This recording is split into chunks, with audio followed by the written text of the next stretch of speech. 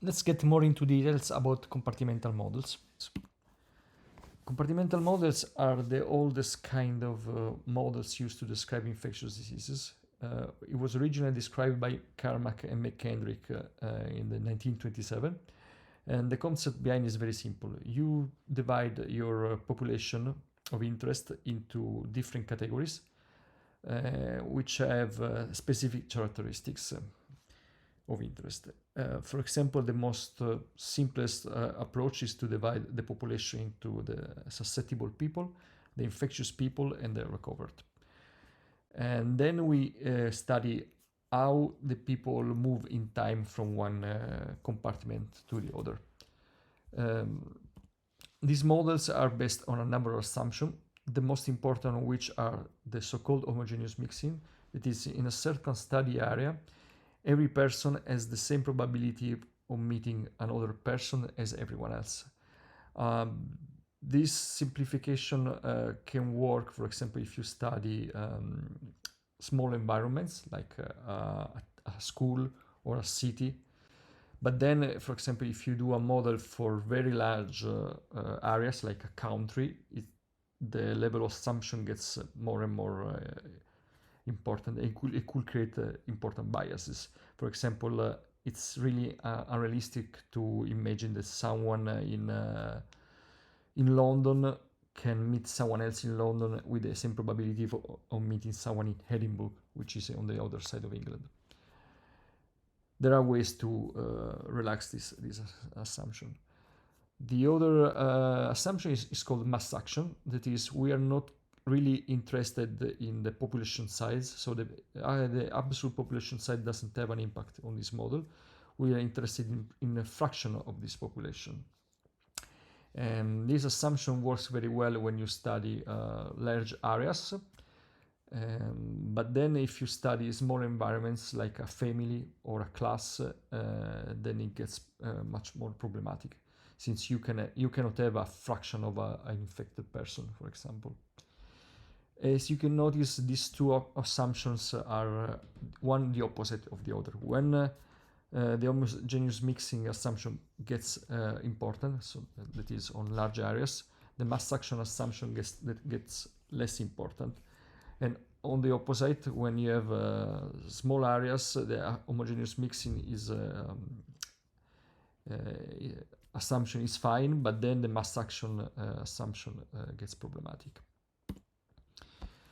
There are various ways to create these models according to a number of characteristics. For example, according to contact rate, these models can be divided into frequency-based models and density-based models.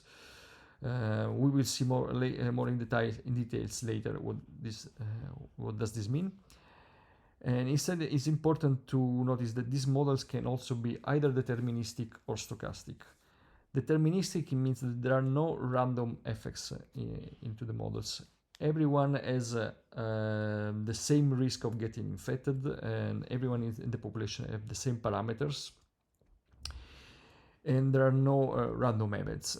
And this also means that once these models are defined, they will always give the same predictions. There is no stochasticity between predictions using the same models. On the other hand, we have stochastic models, which instead are based on random events, and they are much more realistic because they give you uncertainty about the epidemic trajectories. But also they can give you totally different results every time you run them. So you're interested in the average results and in the uncertainty around these results. As before for homogeneous mixing and the mass action effect, these two mechanisms, deterministic and stochastic, are more or less the opposite. So we can use pretty much without any problem a deterministic model for very large populations, but we need a stochastic model for smaller populations. Let's go into details about the general SIR models, which is the most simple infectious disease model that we can find, which still have all the more important aspect of this of this kind of models. So on the right top corner, we can see the mathematical formalization of this model. It may seem a bit difficult, but we will go. We will examine all the elements one by one. So these kind of models are called system of ordinary differential equations. What does it mean? We are studying how the number of people in a certain compartment, in this case the number of susceptible people, changes according to time. And you describe this mathematically by using ds, so a small change, how a small change in the number of susceptible people happen in dt, that is a small change in time. Here we have, as we said before, three compartments. So the susceptible, which in this case are people that never encountered the pathogen. The infectious or infected, which is the people that are at the moment infected, that host the pathogen. And the recovered, that is the people that encounter the pathogen, recovered, and now they are immune. It would be better to use immune instead of recover, but of course this will make some confusion with the letter A. So it's letter I. So it's common to use R. Also, it's very important to notice that in this simplified model, we use infectious and infected equivalently. So when a person gets the pathogen, he or she gets automatically infectious. It's very important to notice that in every time, the sum of the compartments in the model needs to be equal to the total population. If this doesn't happen, it means that there's something wrong with your model.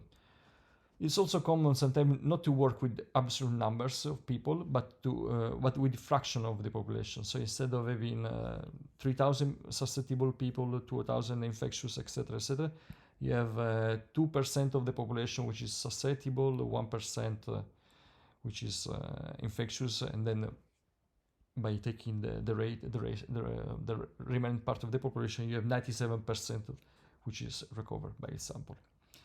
So let's see more in details what does this model mean. In this kind of model, we have two flows.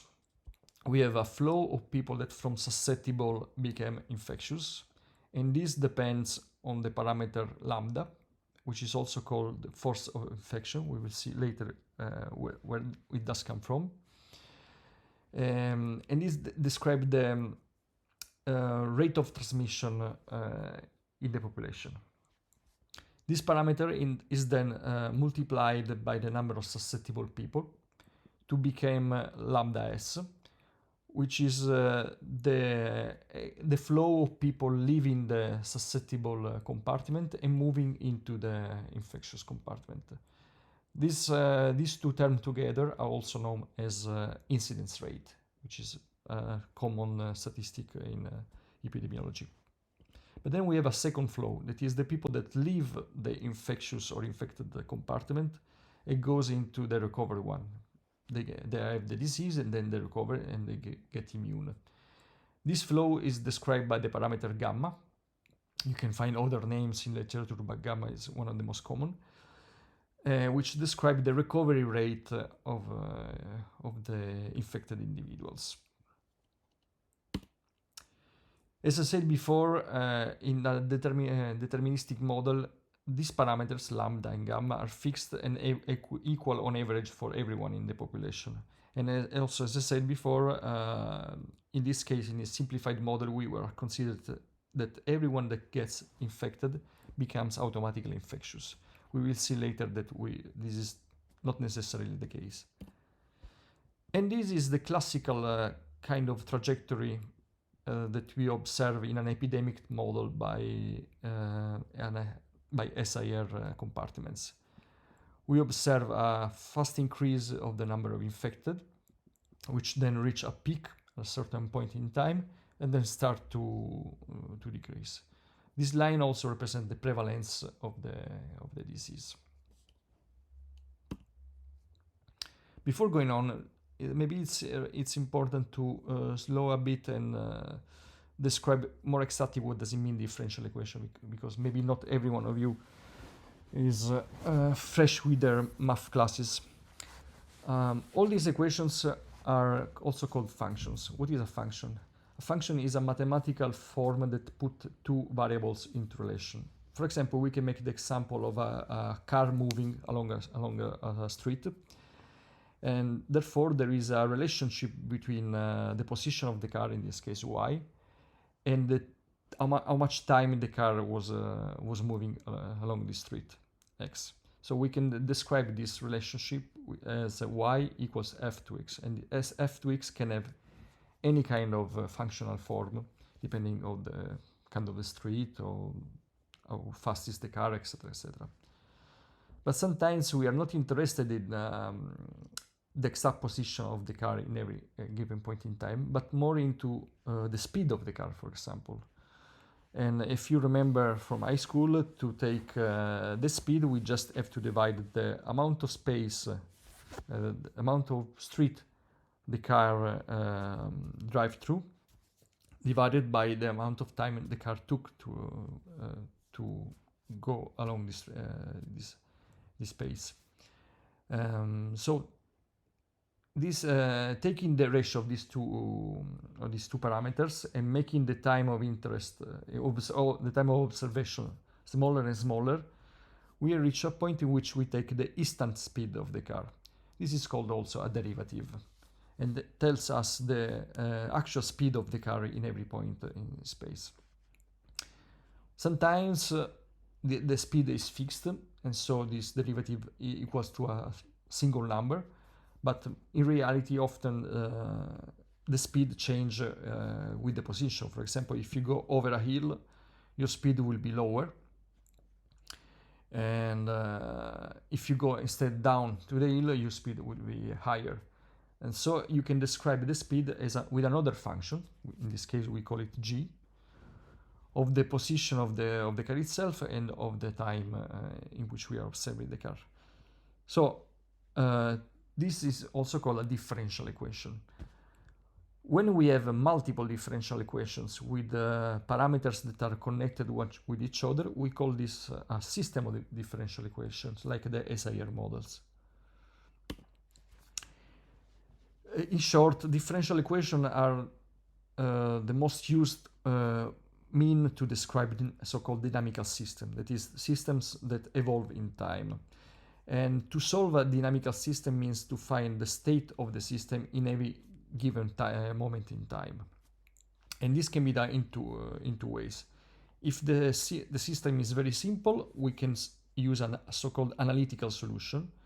That is, we can use some calculus to solve the derivative and get the exact description of the variable in time, for example. So if we have, for example, a very simple equation in which the speed is equal to a number 3, it's very easy to get the function of space given time. It is a simple linear model. But in most cases, like the SIR models, it's too complex to derive an analytical solution, either because it is not known how to solve this system, or because the calculation will be so complex that it will take years to solve them analytically. So it's common to use a so-called numerical solution, in which you simply go step by step. You take the parameter of the system in a certain time, and then you compute just the step afterward. And going step by step, you are able to follow all the trajectory of your system. The unfortunate part of this approach is that every time to make a prediction in every point in time, you need to actually simulate the whole system from the start to the time you're interested in. You cannot take shortcuts. And so this can be computationally intensive. Let's go back to the model. So let's describe the two main parameters. we saw that there is a parameter called lambda, that is the force of infection, which represents the rate of infections for susceptible individuals. As I said before, lambda can be described in two ways, depending if you use a frequency-based model or a density-based model. For frequency-based model, lambda is often described as beta multiplied by the prevalence, that is I over n, so the number of infected people over the whole population. Beta, so the also called transmission term, is also described as P by kappa. In this case, kappa is the number of people or contacts that an individual have every moment in time, and P is the probability that one of these contacts will result an infection event. And this P depends usually from the pathogen, from the host. For example, more infectious pathogens have a higher P, so even a short contact is enough to transmit the infection, while people maybe with immune deficiencies also have a higher P, even if the pathogen itself is not much effective. And of course, it's easier to interpret this statistic by multiplying kappa by I over n, because then it transforms the number of contacts that every person have in the number of contacts which that are actually infectious, because we are multiplying a fraction by a number. Slightly more complex is the so-called density-based model. I used here lambda prime and beta prime just to distinguish them, but in literature you also you will always find still lambda or beta without prime. In this case, we don't have k or kappa, sorry, but we have this quantity, which tell us that the number of contacts that an individual have is proportional to the density of people in a certain area, that is number of people over area, multiplied by a certain scaling factor, which depends from the disease and this kind of population you're investigating. It's common to simplify the n in these terms in order to have just this formulation, which then means that beta is equal to P multiplied by n over A.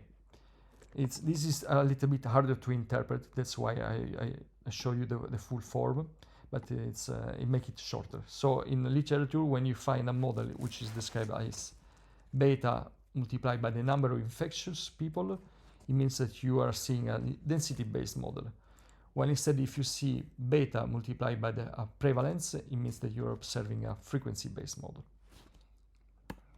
You can see in this plot how the number of contacts in a density-based model does increase with the population density, while instead it's fixed in the frequency-based based model. What does this mean from the more practical point of view? So in frequency-based model, the number of contacts that every person have is fixed. It doesn't depends on the density of the population and the area of study. This may make sense, for example, for people, for social networks, because okay, it's true that maybe people in a smaller city has less contact than people in New York, but for sure we don't have people in New York that have thousands of contacts more than a person in a smaller city, even if there can be a really large difference in the total amount of population between small cities and capitals. And so usually when you study humans on large environments, you tend to use frequency-based models. Frequency-based models are also much used for sexually transmitted diseases, since for each risk group of people, the number of sexual partners a person has is more or less fixed. It's independent from the size of the city or the observation area. On the other hand, density-based models are used often for animal studies, because for animals which have a kind of density that is much lower, the number of people in the size of the area of study is much more important. Because if the density is very low, it's very hard to animal will meet each other and create a transmission event. Also, density-based models are useful for airborne diseases in closed environments. For example, to study transmission in a school or in a class or in a restaurant, in which the amount of people in the closed environment becomes really important for the transmission probability. In reality, the difference between these two models is not always apparent or useful. It gets important when you use parameters taken from other studies in your own model, because then in this situation you need to consider if your model is density-based or frequency-based. But if you estimate the parameters of your study from your own data, then it actually doesn't matter so much. Since they are more simple to explain, from now on we'll only speak about a frequency-based model. So instead, regarding gamma, gamma is much more simple than lambda. It just describes the recovery rate, as I said before. And a simpler way to think about gamma is that it's just the inverse of the length of the infectious period.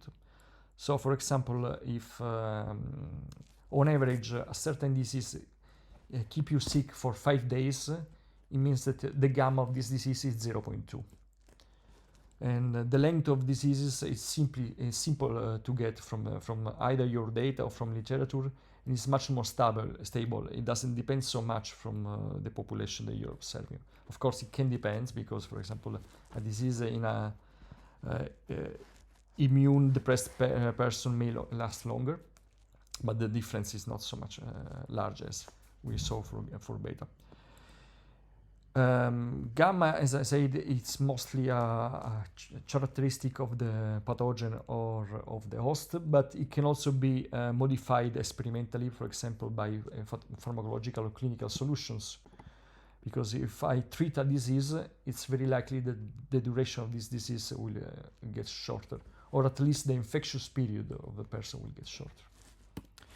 Okay, now we have a part which is a little bit more mathematically advanced, but it's important to help you get insights from the mechanical aspect of these models. It's not necessary for a practical usage of these models, but it may give you better insights. Where do beta and lambda actually come from? To explain these two parameters, it's better to start a bit from far. Let's start from a parameter called P, which we can consider as the probability of a person getting infected. The probability that you meeting an infectious people will get an infection from this person. And this probability is a little bit distinct from P Greek. We can call it P Greek to distinguish from P Roman, which instead is the probability that someone infects you. This is the parameter we observed before in seeing how beta is composed. If we were speaking about only two persons meeting each other, one of these is infectious, these two probabilities are exactly the same. So it's simple. But what about the probability of getting infected when you are meeting many people that are infectious themselves? In this case, it gets a little bit more complex. It's much more easier than to reason not with P or P Greek, but with 1 minus P and 1 minus P Greek. And it is the probability of not getting infected and the probability of someone not infecting you. This makes it much more simpler to reason, because when you have multiple encounters with many people, you need to multiply the probability to get a joint probability of not getting infected. And this is simply made by taking the product of this probability for all the people that you are meeting. And we are considering, if we consider that this probability of not getting infected is the same for all the infectious people that we are meeting, Then we can simplify this notation with just 1 minus p Greek, the probability of not getting infected, elevated by the number of people that we are getting in contact with. This big P Greek is the mathematical notation to say a series of multiplication. So if we, for example, if we have 1 minus p multiplied by 1 minus p by 1 minus p by 1 minus p, we can simplify it by just saying p, big P Greek. This is come from the probability theory that the joint probability of independent event is just the product of the individual event probabilities. Okay, now we have this instrument. What do we do with it? First of all, we can make it more general, saying that maybe not all the people kappa are infectious, but just a fraction of them, again using the prevalence, I over n. And also we can consider that we are in contact with the infectious people for a certain amount of time that we can call t. Then just by moving this one around, we can move from the probability of not getting infected to the probability of getting infected, which has this form. This is also called the individual risk of infection. Why this mathematical formula is important? Well, it has clearly impact on public health measures that we can take to control this infection risk. For example, this formula tells us that the probability of getting infected is related to the number of infectious contacts, how much time we spend with the infectious contacts, and how much infectious is the pathogen, or how much susceptible we are to this pathogen, the parameter P Greek. I made this plot that shows you how increasing the susceptibility to the pathogen increase the probability of getting infected, and how this probability increases exponentially faster given the number of infectious people we are in contact with. From the public health point of view, this formula tells us that we can control epidemics either by reducing the number of contacts, for example by social distancing, closures, lockdown. We saw this very well during the COVID-19 pandemic, or by decreasing the risk of contagion given that we have with a contact. And this can be done by masks, hand hygiene, physical distancing, or shorter exposure time, for example. So this formula is a next example how a mathematical representation of reality gives us insight of how to control a real phenomena like an outbreak.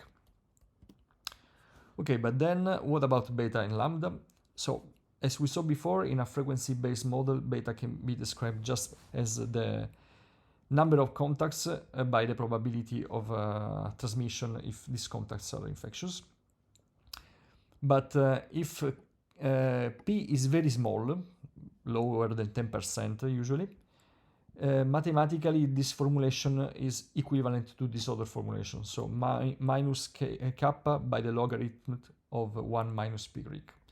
Why do we care about this formulation? Well, we care about it because it allows us to transform the individual risk into an exponential form, 1 minus E, the Euler number, elevated by minus beta by the prevalence multiplied by the exposure time, which by some mathematical modification can be transformed into a rate. So usually a risk that is described by an exponential form like this can be transformed into a rate in time. And this rate, which is beta by I over n, is exactly the lambda that we observed before in the SIR model. So the lambda is just the transformation into a rate, which is what we use in the compartimental models, of the individual risk of getting infected. As we said before, this lambda is called also force on infection and represent the individual transmission rate per individual per unit time. If we multiply lambda by the number of susceptible individuals, we get the transmission rate at the population level, which is also called the incidence rate.